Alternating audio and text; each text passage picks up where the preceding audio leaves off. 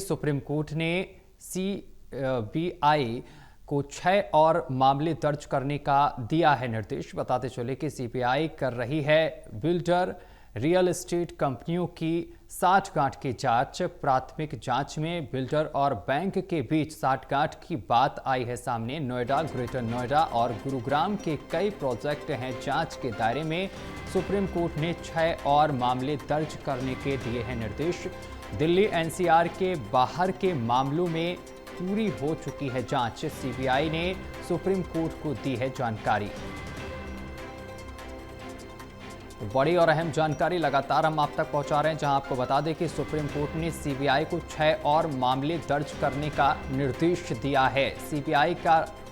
CBI कर रही है बिल्डर रियल एस्टेट कंपनियों की साठगांठ की जांच और प्राथमिक जांच में बिल्डर और बैंक के बीच साठगांठ की बात भी सामने आई है। नोएडा, ग्रेटर नोएडा और गुरुग्राम के कई प्रोजेक्ट हैं जांच के दायरे में। सुप्रीम कोर्ट ने 6 और मामले दर्ज करने के निर्देश दिए हैं। दिल्ली एनसीआर के बाहर के मामलों में पूरी हो चुकी है जांच।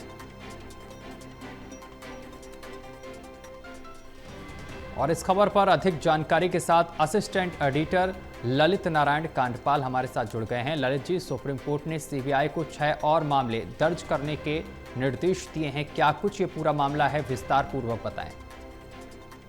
देखिए सत्यम, अभी सुप्रीम कोर्ट में जो है बिल्डर और जो बैंक्स हैं जी, उनके बीच में जो एक तरीके से साठगांठ के आरोप लगे थे, उसके बाद मामले की जांच चल रही है और इसमें अलग अलग तरीके के जो है इन्वेस्टिगेशंस हो रहे हैं।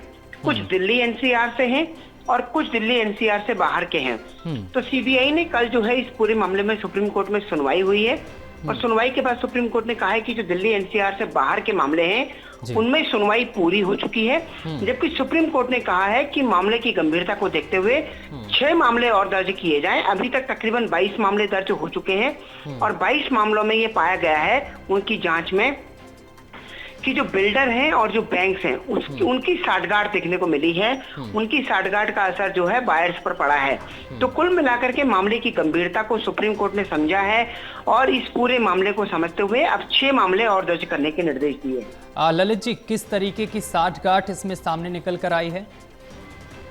देखिए, इन दोनों के बीच में जो बैंक्स जो है किसी भी प्रोजेक्ट को फाइनेंस करते हैं और उसके बाद जो प्रोजेक्ट का रियल एस्टेट डेवलपर जो कंपनी है, वो जो रियल एस्टेट कंपनी है वो उस पैसे का जो इस्तेमाल करती है और जिस तरीके से बायर की ईएमआई बनवाती है, उस ईएमआई को लेकर भी जो है सुप्रीम कोर्ट ने अपना सवाल पूछा है।